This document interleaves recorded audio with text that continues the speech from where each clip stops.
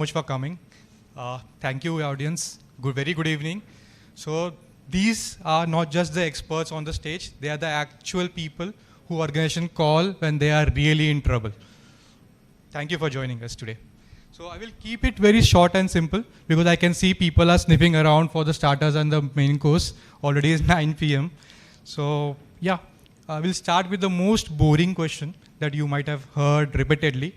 The laws was already modified 6 months ago. But honestly, how prepared are most of the companies you work with?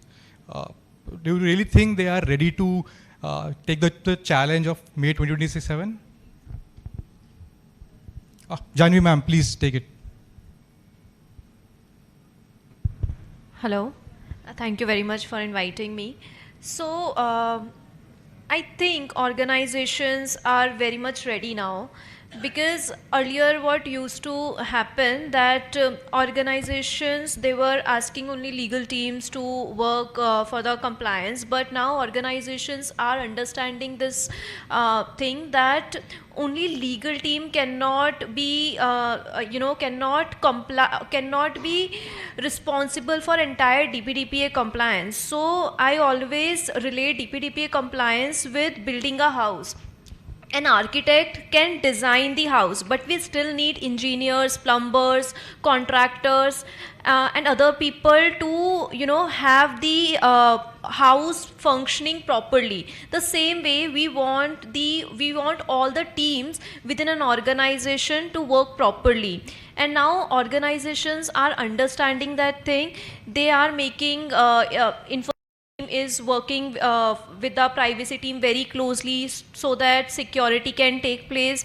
Marketing team and operations team, they are actually working so that they can take the valid consent. So now organizations are understanding this thing that it's not a standalone function. This is not a standalone compliance. It's a business-wide function and business-wide compliance. So organizations are taking it very seriously, and they have to take it seriously, because if they are not complying with this particular law, so even if they do a very small error, then penalty can increase from 250 crores, and there is no range how far it can go. And it's not just the laws in terms of finances, it is also the goodwill laws, it is also reputational laws, it is business laws, I would rather say.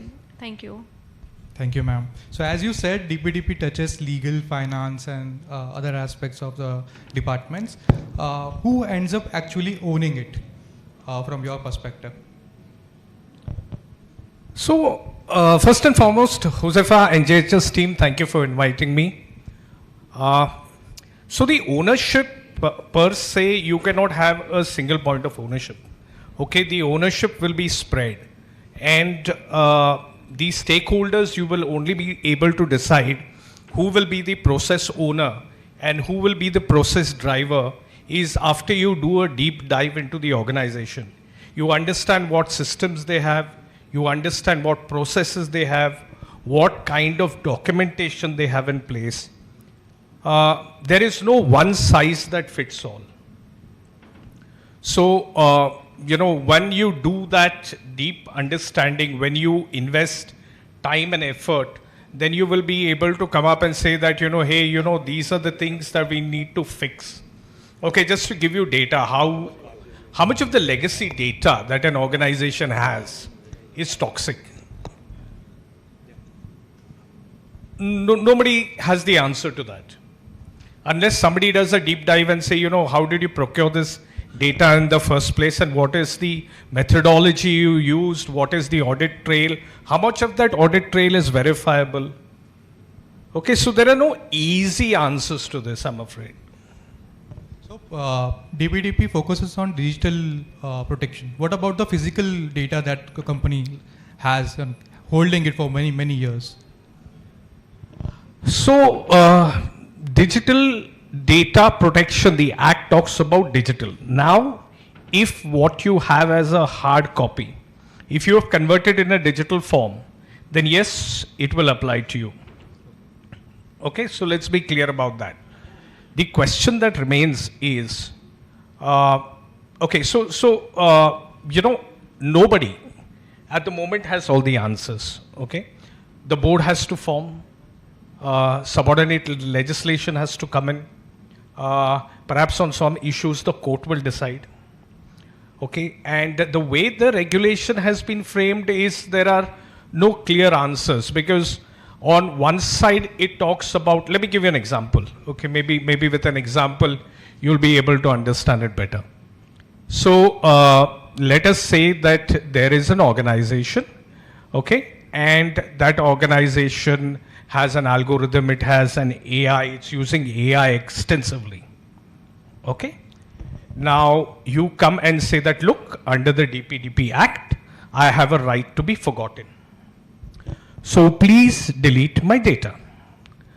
The company is bound to delete your data. There is no if, there is no but, may I, no. Your data has to be deleted, period. Now in the good old days, this meant just deleting one row in a database. But today, if that your data has been ingested into an LLM, please tell me, how are you going to make that unlearn it? Next to impossible.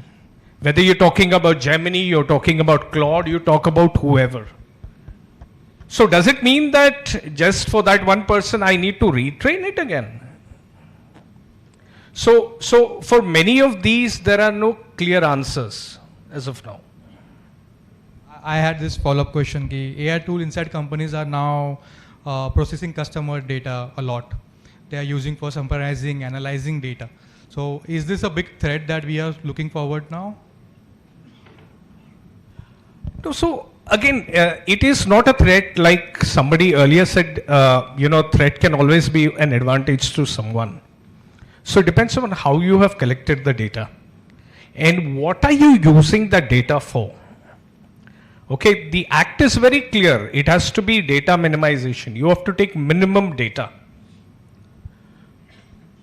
Okay, now the act very clearly under section 9 says how you deal with children's data. Okay, children cannot be monitored. Correct? So if somebody comes onto my website, okay, I don't know whether he's a child or he's not a child. You come, I don't know whether you may be a child, you may not be a child. Now, if you come onto my website and you give your data, what am I supposed to do? I'm supposed to ask you, hey, are you above 18 years of age? So you'll have to give me some government ID. That goes against minimization. See the paradox.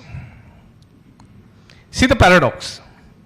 So again, I'm saying when we interact with companies and, some of these things that I'm sharing here is the questions companies have asked us. And the reason I'm sharing is because they may also be questions that you may have in your mind for your organization. True, sir. Very true. So, ma'am, for you, I might have a follow-up question. Sir was actually answering that a customer is already sitting on a lot of data as of now, old data, legacy data. So, how are we going to reconsent all of it?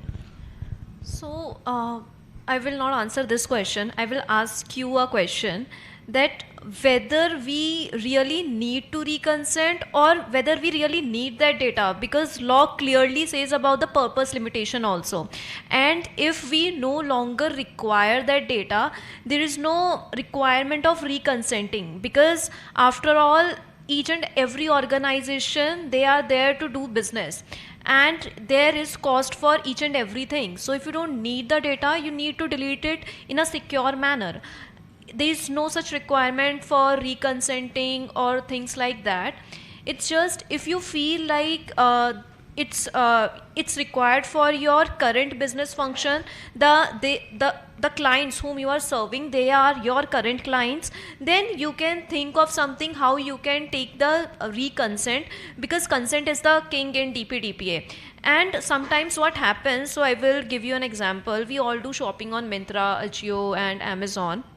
So we might have given our consent for something else, but you cannot use the same details or same data for another purpose. Now client might need or might need different services. So there is no such requirement. If you will, if we know if entire organization is working properly for DPDPA compliance, and we know that business functions and product team, they tell us where the data, what data they are holding, where the data is there. If you have proper data mapped, if you have proper compliance in picture, you have ROPA, you have DPIAs, then I don't think so you need anything else.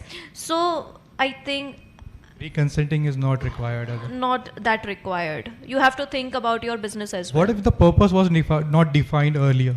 Now they have to go again and let all the customers. Purpose is always defined. So for example, if I am, it doesn't matter like whether DPDPA is there or not. If I'm ordering my food from Swiggy, I am giving my details only for them to deliver the food. So purpose is always defined. But organizations earlier, they were, because we always have this habit in India that we want to take more. We want more data, we will store it somewhere. Sometime we might need that thing later. We all store medicines at our home. We have this habit of storing ration at our home because we might require that thing later. So that has to change. We need to build a culture of privacy in India. We need to build that culture in every single organization, and reconsenting is not at all required. So you want to reflect on this? While I partially agree with her on some portion, I also respectfully disagree. Now, many of you who have used an app knows that you have to say accept all. Okay, otherwise that app doesn't allow you cannot use that app. Okay, so we have had clients where we have looked at the working of their app, and it literally holds a gun to your head. Accept, otherwise accept all. That may not be required. So the beautiful thing about this DPDP Act is it gives examples. And consent is not a defined term in the Act under Section 2. But Section 6 gives you a flavor of what is consent. Consent has to be free. Consent has to be for a. So if I am an insurance company and I need to deliver you insurance related services, then it is only for that period. Okay. So many, some of this when we were interacting with the clients and we asked them, why did you collect this? Like she rightly said, हम लोग को सब लेने का आदत है. लाओ. But करोगे क्या उसका? Today you are holding so much of that you were in the first place never entitled to. It was not required. So that is where you have to examine what is the legacy data you are holding and how much of that is toxic. Yeah, cost will be the major factor. It will. So this question is for both of you. Yeah. So GDPR took years of pain. Europe went through years of massive change, real public backlash. They really faced that. So companies truly changed their behavior all of a sudden. How India will grow from here? Will they try to learn from Europe's GDPR movement, or there will be, we have to struggle the same? So the funny thing about Indians is, we don't care too much about privacy. Okay, let's be honest. You'll find somebody's Aadhaar card photocopy somewhere. You'll find multiple documents of property. I have seen that. Now, they put everything on internet. Okay, I went this restaurant, khane ka photo with timestamp. Okay, and then they will put something else and something else. Today, the LLM models are so smart. Now, the first thing is if you have uploaded the data, okay, your personal data, you put it in public domain. You can't claim protection under DPDP Act. Now, as a tech guy, you will know what AI is capable of. Yes. Okay, there was somebody from an NBFC. So if he is able to scrape the information and say that this, then, he can do very targeted offering. Okay, it could be for somebody who has just passed his, let me give you an example. He's just passed his 12th standard exam or 10th standard exam, and he puts his photo with marks. I won't say CBSE, don't worry. So he puts his marks out there. So somebody says, you know what, this is a potential customer. He's not put his personal data, but he has put that. And these models are very smart. The more I look at them, sometimes at a client's place, I'm amazed at what all it can do. It simply flummoxes me. So they can, a smart guy can do that. Similarly, if you put something related to, a hospital, okay, so you may have not wanted to do that, but it in a smart way, it can tell about your physical health condition. It can tell people about financial health condition. Normally people share their new car purchase with the nameplates and all. Yeah, basic mistakes. They do. We don't care. Let's be honest. I mean, as Indians, we don't care so much about privacy. So, from compliance point of view, because I am working in this domain since 2018, now it has been a long time. So GDPR came in year 2018 full-fledged, and the best part for India is that we don't have to work from scratch. We already know from the experience of GDPR, and GDPR is more comprehensive when we compare GDPR and DPDPA. So, I would say that of course DPDPA also give a few more things which are not there in any privacy law, but GDPR is more comprehensive and it covers both physical personal data and digital personal data. But what I have seen in my career advising clients or maybe working with clients, most of the European clients and even the Indian clients, they are only looking privacy compliance from compliance point of view. They just want to do this compliance because law is saying, because they don't want themselves to be penalized or pay this hefty penalties. But the main question is that you have, because clients are serving you, so you have to think from client's point of view as well.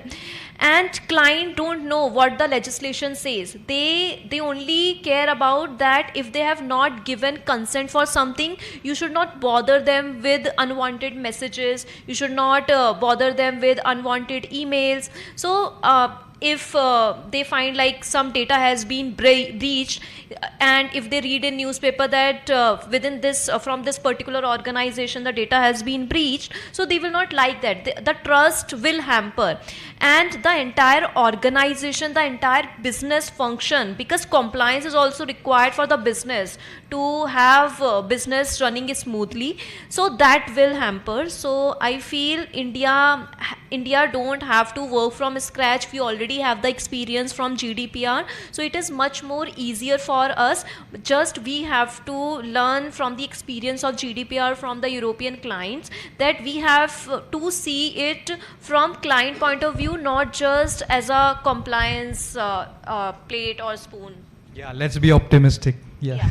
Yeah, just to add to what she has said, GDPR doesn't apply completely. So many people have this misconception. If I'm GDPR compliant, I'm DPDP compliant also. That's not the case, because the two are very different. Because in GDPR you have a materiality concept which you don't have in DPDP. So in DPDP, if there is a breach, you have to inform the Data Protection Board. But in GDPR, you have to inform the board only if it is material. Okay, and if it is pertains to and it adversely puts the data principle or the principle as they call it. Risk. Yes, to a risk. Okay, so if I'm carrying a pen drive, okay, and it has somebody's data on that, and if I have encrypted it, under GDPR I'm not required to inform.